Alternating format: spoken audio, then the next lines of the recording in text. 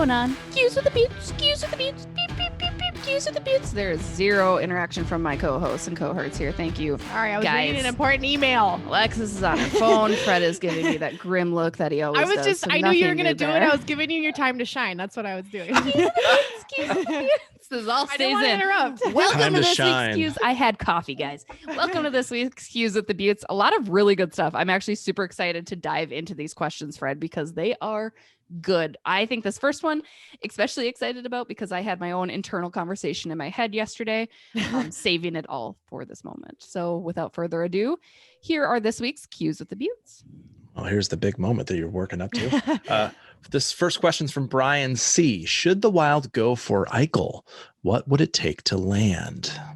You want me to go first? You want to go first? You fired up. You take it away. I'll bring it home. No, I don't want him. Don't bring him. Don't do it. There are many reasons to go down the list. And it's funny because this is very off brand for me. Jack Eichel is an American. He is a Massachusetts kid. He is solid at center. Minnesota Wild need a center. No question. No, we got Dave that. Schwartz. We already figured this out. We don't do have Dave Schwartz is here to the rescue. We don't need a center anymore. That all of that being said, I don't want him here. Not necessarily for the play. And I think unfortunately for him, a lot of his very best years have been wasted in Buffalo. And, I think he has done all he can. I know I saw a meme, I think a year or two ago, where it's a Lamborghini in a really crappy garage. And they're like, this is Jack Eichel in Buffalo. And it's accurate, right? And unfortunately, that's the situation. I think he did try, but also I'm a little concerned about his attitude. And there's a lot of kind of prima donna stuff. And I've not only heard that obviously through the grapevine and through the hockey community, but I've kind of witnessed some of that firsthand when Buffalo has come here in Minnesota. Mm-hmm. And I've seen that, and no disrespect to Eichel. And I'm sure there are reasons that maybe I caught him on an off day or whatever, but I worry that will hurt the culture in the Minnesota Wild locker room, which is already trying to kind of rebuild itself, and they're trying to come together. So to bring somebody in like that maybe has kind of that questionable attitude worries me a lot. Not to mention, at the end of the day, way too expensive for the Wild. You are going to have to give up a lot. Yeah. And as we talked about on numerous podcasts before, for the first time in a very long while, the future of the Wild is pipeline. Bright. You don't want to be giving up these draft picks. You don't want to be giving up these players that are going to come up and be very good hockey players for the Minnesota Wild organization. So between the expense and the attitude, I don't want him. Alexis? Yeah. I mean, Jesse, I don't know if you just took a trip through my brain and stole all my thoughts, or if you read my diary or what, but basically everything you said is the exact reasons that I also do not want him on this team. My dad and I were having a long discussion about this the other night, and my dad is on the side of like, we need a top center. Like, I think there's things we could give up that would be worthy of bringing him over. And I am very adamant that there is nothing that I look at on the Wild and say, I'm willing to give this up to take a chance, because keep in mind, Eichel is standing out on a team like the Buffalo Sabres. Again, the Sabres are not a great team. So it's easier to stand, not saying Eichel's not a good player, but right. An above average player is going to stand out very vividly on a team like the Buffalo Sabres. And to your point, I just feel like he is not a good fit for the Wild. And I feel like if he comes over to the Wild and the Wild don't have the pieces for him, I'm not saying they would or wouldn't, but if they don't, I feel like he would go into kind of like a meltdown mode of like, okay, now I'm on another team who doesn't have the pieces for me. I'm on another team who's not a Stanley Cup contender. And I feel like he would kind of similar to like, Diggs in his later years with the Vikings, kind of that attitude where it's like, I need more to be able to perform, and I have the skill to do it, but you're not giving me enough, is kind of what I feel like he would turn into. And in order to get him, the Wild would need to give up the pieces that he would want on the team to play with. So there's nothing that you can tell me that, I don't want to give up Dumba for him. I don't want to give up a first round draft pick. I sure as hell don't want to give up Matt Boldy. And it's all of that you're going to need. It's all Buffalo's of that. Not just going to say, sure, it's a 1-for-1. There's no 1-for-1 out there that they're going to be okay with. No. So there is really, at this point, nothing that is appealing to me to make me think, you know what, I think that's worthy of offering to the Buffalo Sabres. So unless something changes drastically with the Wild in the next, few months, I don't see it happening and I don't want it. So I'm glad you agree with me, Jesse, because a lot of people. I was ready. I thought we were going to like duke it out a little bit, but hey, this makes it a little bit easier. Because I asked the question on my Twitter. Well, I asked the question on my Twitter and so many people were like, here's what I would give up. Yes, I would do it. And I'm just like, you guys are crazy. Like it's just not appealing to me. So I mean, I get it, right? Because the number one, you need a number one center. Yes. There is not there's not even a number 3 center on this team right now. Yeah. And there's the panic of like, oh, if he's available, we got to try to get him because when will another top line center come? And it's just like, well, you'd have to give up a lot. I'm sure Bill Guerin's kicking the tires like any good GM would do. And Jack Eichel still, I know I had mentioned earlier that he had his best years. He still has a lot left in the tank. I'm not saying at all that he's not. He will help elevate another team out there. But I just think it's too much for the Wild. They don't have the space and all those other reasons. So no, and you guys are so mad about the Suter and Parise contracts. Just wait till you see the contract they need to give Jack Eichel. Yeah, so exactly. I'm not here for it. All right, next question, Fred. Next. For you guys not fighting, it kind of felt like you were fighting, so it's kind of good. But I prefer the Beauts to come to blows. That's what I prefer. We were equally worked up. From Maddie K, what can Evason do to get Kaprizov to shoot more? He's such a good playmaker and strong on the stick, but he would be so much more dangerous if he shot the puck. This is basically a recurring theme on the show now. I mean, everyone's just yelling, shoot. Yeah. I mean, I hate to be that person, right? But I say it all the time, and we've said it before on this podcast too. He needs to shoot more. I love that he's trying to get his teammates involved, and he does it very well. Shoot the freaking puck a little bit more. You're talented there. And because you don't have anybody on the Wild that is willing to throw the puck on the net ever anyway. Kevin Fiala stepped up his game a little bit and is definitely shooting more, but Kaprizov, man, that's your money, post up. Let's take some shots. Alexis? I don't know if it's necessarily Dean that needs to tell him something, but more so his teammates around him, because I think that with him coming in, a young guy, first year on the team, a lot of hype surrounding him, probably very self-aware of his own talent. I think there's a fear of like being too selfish and letting down his teammates and trying to take control of the play. Especially as a young guy, right? Especially as a young guy. You don't want to piss off your teammates. You don't want to get off on the wrong foot. You want to be a team player, but sometimes being a team player means shooting the puck when you have the opportunity to score. And he hasn't, I think he's starting to do a better job of that. But especially early on, it was pass. And the passes were great. And he was making a lot of great plays, but when he shoots that puck, the way the puck comes off his stick is very different from a lot of players, and he needs to use that to his advantage. So I think it's more so his teammates saying, hey, if you got a chance to score, take the shot. We'll clean up the rebound or we'll be there to tip it, take the opportunity. So yeah, I think it's more the teammates that need to say something than Dean. But I hope that he does start shooting more, because I think once he does, those goals are just going to go up, up, up. Right. And it should be clear. Obviously, I don't think his teammates are telling him to not or like say, let's get us involved or don't you dare shoot. I think he's just trying to be that type of person, that type of player. I mean, he's a kid that loves the game. He wants to integrate into this game. So, it's not that responsibility isn't the player saying, oh, you better give me the puck, man. You're just a kid. Like that's not at all what we're suggesting. So Kaprizov, shoot, let's go. Question 3 from Adam C. He's got 2 questions this week. He's getting greedy. First question, how weird was it to have 2 weeks where the NHL was playing, but the Wild weren't? I mean, is it really that weird? I mean, that happens all the time in the playoffs. I don't know if it was weird. That was rude, Fred. while you're cutting out your mistakes from this episode, can you cut that out too? I don't know if it was necessarily weird, but it did kind of make me sad, because I would like sit down and tune into games and I'm like, oh, there's all these games going on and no Wild. And like, obviously for us who we're covering the Wild, we got a podcast where we cover the Wild, we're, on social media talking about the Wild, to not have anything to talk about was kind of strange and a little upsetting. But it also felt like it flew by. Like even once their like game started again, I was like, wait, has it been a week, 2 weeks? How long have we been off? Like it kind of felt like it went by quickly. And the news of updates about the COVID protocol list and all of that kind of kept us busy in a way. So I don't know if strange is the right word, but I was a little sad to tune in night after night to hockey and not see any Wild games. It was too much time with my kids. I'll just say that. I get to use game days as my little break. Mama goes to morning skate. She gets to go to, and no, I had 2 weeks of preschool. Bonding time. We'll leave it at that. Next question kind of follows that up, though. How excited are you for the 9:30 p.m. start this week? I also hate that because I have to cover that game. No, look at me. Just when did I become so old and crusty? On, Jesse, so get off my lawn attitude over there. Okay, yeah. No, I have to cover that game. So normally it's fine because I do. So last night I stayed up and watched the entire Anaheim game for 9 p.m. start. I was in bed by 11:30.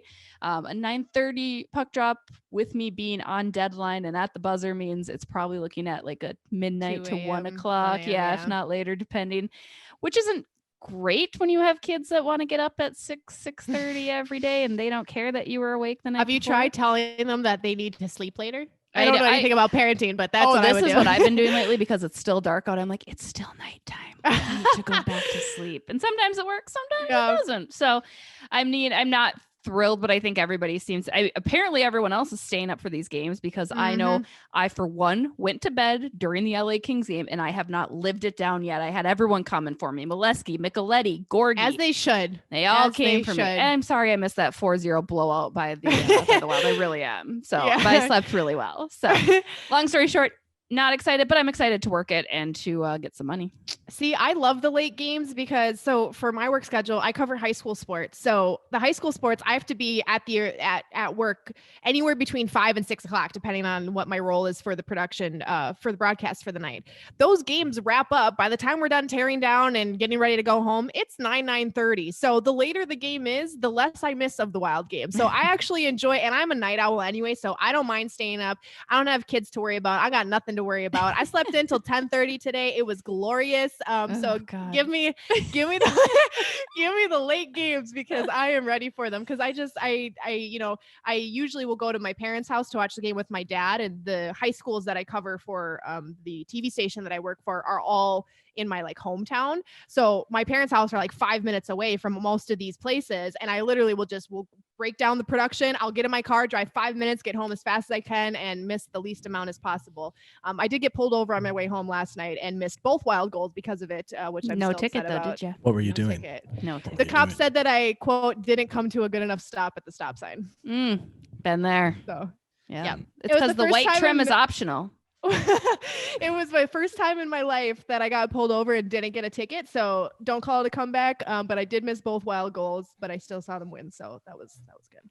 Next question. HockeyMom Alvin, your opinion of Calen Addison's game last night? Last night being the first game against the Anaheim Ducks. This was his second. Yes. Yep. So this was his second game. Rather than just break it down to those, I've liked him. I know again he has come highly touted. He's got a 6 dash. We talk about that in this week's episode, of course, because you can't talk about Calen Addison without his game. Right, without his facial hair.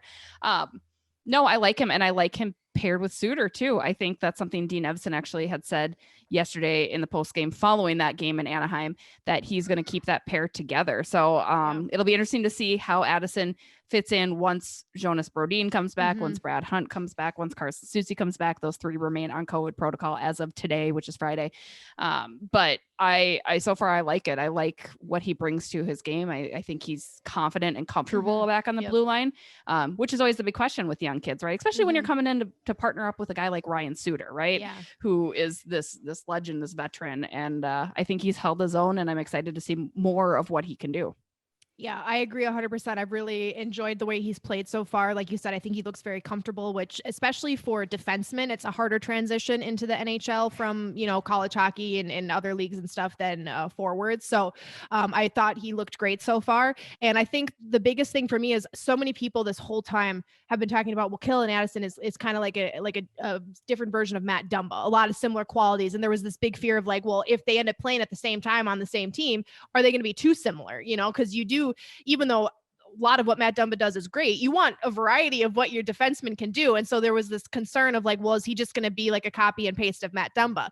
He has some similar qualities, but I think he's very different in his own way. And he hasn't made any glaring mistakes that have made me pull my hair out, which is always good when you're coming into the league. So would love to see him continue to get some ice time. Granted, it depends on, what the COVID protocol list looks for the Wild moving forward and what the roster looks like. But I've really enjoyed what he's done and look forward to him having a more permanent role on the team at some point in the future.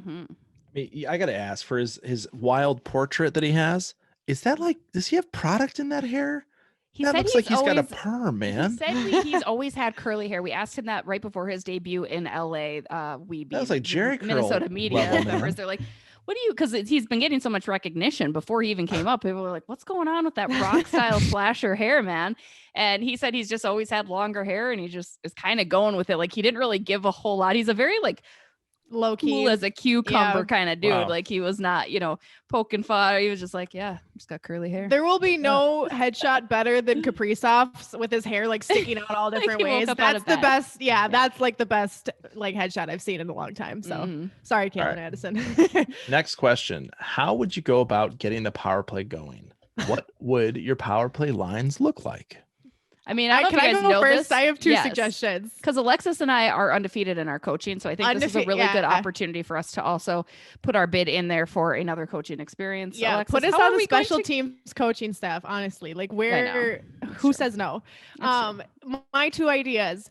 One, I tweeted this. Try turning it off and back on again. I don't know if that will work, but it's worth a shot at this point. Two, my dad said he's gonna have a heart attack if the Wild don't score a power play goal soon. So like, please, for the love of God, I would like my dad to stay in good health. So please make that happen for his sake. Three, put Marcus Foligno on the power play. Put him on the power play. goal. I know it wasn't, but it was basically a power play goal. The guy wasn't back in the action yet. Even he was like, I don't know why I'm out here right now. This doesn't make no, any it was so funny because after the game, I saw Russo tweeted that Foligno was like, I didn't even know we were on the power play. I had no idea why I had so much time to shoot that puck. And I was like, see, maybe the method is to just act like you don't even know you're on the power play. Just pretend like it's not happening because clearly whatever they're doing isn't working. My dad went on a whole tangent the other night. He was like, do you know how bad like 5% power play is? I'm like, yes, I know how bad it is. Which is the worst ever team has finished. I looked this up. It was Tampa Bay. And I think they finished with 5%. That was obviously a regular season, but that was, I mean, it's bad. Oddly enough, other teams around the league are also struggling on the power play, which just doesn't seem to make sense to me, I guess. Like St. Louis, I know, had some struggles. Anaheim's not that great. I mean, they're not great at any category really, but it's not just the Wild. The Wild, we just feel that more, right? Because we're here. I think they just start declining opportunities to go on to the power play. And like in football. Let's incorporate that into hockey. Yeah. Penalties been declined. No thanks. We'll stay 5-on-5. No, I mean, I think again, the problem is your center. Who's centering your power play units? You got Joel Eriksson right now. Marcus Johansson, I think, has been in there on the unit, second unit as well. Nick Beauts. I mean, you don't have, I guess, the offensive. I love Fiala and Kaprizov together. I love Kaprizov on the power play. Yep. Ryan Suter, I think, should actually maybe be a second unit rather than the first. I know he started out on the second unit. Yeah. I kind of liked him down there and just split up him and Spurge. And maybe we see more of that with Calen Addison in there. I also am a big fan of 4 forwards and 1D versus the 2D. Especially on a team like the Minnesota Wild where they need offense. Yeah. So I would mix that up again. That goes to splitting Spurge and Suter. I do love having Matt Dumba out there. I think he is your one stable defenseman, and whether that's Spurge or Suter on that other pair, and then go with your offense of Greenway, maybe Parise, because Parise will get down there and get those greasy goals. Bukestad's body could be always good. But I would definitely go 4 forwards and a D if I were to mix things up at all. I also think too that at least it seems like Dean has just juggled that power play so many times. Like who's on the power play, what role are they playing? And it's, granted, he's trying to try stuff. Like it hasn't been working. So yeah, he's going to be mixing it up because he wants to figure out what's going to work, but maybe finding some more consistency or spending more time on that in practice with a certain set of guys and just saying, okay, whether this works or not, we're going to stick with this for, however many games and just see if we can get anything going. So I wonder if maybe mixing it up so much because it has been working is almost throwing them off even more because they just don't know what to expect when the power play comes. But yeah, they definitely have some pieces that can work. I just don't think they found the right formula yet. And is the power play going to be this bad for the whole year? Probably not. I'll knock on wood. Who knows? Maybe they'll finish with a 3% power play. I'll probably eat my words in 4 months, but I just think that they haven't found the recipe yet and they just need to spend some more time figuring out what that is. Final thought, a tangent on that. I mean, and maybe it's why other teams are struggling too, is again, you have to consider the limited amount of practices that you actually can get. So when you're trying to work on so many different things in your game, and obviously, the power play is something of utmost importance, but how do you really break out? Like, important. When are you working on that with special teams? When you only get so many practices a week, especially now with these postponed games having to get makeup, they're going game after game after game, and you have to work in a day off still in there as well. And morning skate, you can't work on special teams during morning skate. Morning skate is just kind of an optional thing. So I mean, I'm sure that's obviously playing a factor, not to keep making excuses because it needs to be better. There is no excuse. Like you have the man advantage. It's like missing a free throw. You need to do something. You need to put shots on. I think that's the even bigger problem. They're not even getting shots or shot attempts, and it's zone entry has been atrocious. And the neutral zone play. Yeah. There's so many things, logistical things that they need to get figured out in addition to figuring out like, who are you even going to put out on the power play? What are your power play lines looking like? And it's early in the season, but like you said, no excuses. Figure it out. We need to figure it out. Dean, give us a call. We're here for you to help you out with that. That's is that it, Fred? Is that all we got? Yes. Thank you for everybody who asked. And we did have some that will be pushed over into next week. So don't worry, those will be answered for you in our next Q's with the Beauts. But that's going to do it. Subscribe to our YouTube channel so you don't miss any of this or our YouTube exclusive content. Be sure to check out this week's podcast episode with Kirsten Kroll for more Wild and NHL news naturally. And be sure to give us a rating on all of this. Leave some comments. Let's chat. Let's talk. We love the interaction that we can have with you guys. So thanks for tuning into this week's episode of Q's with the Beauts. Have a good one.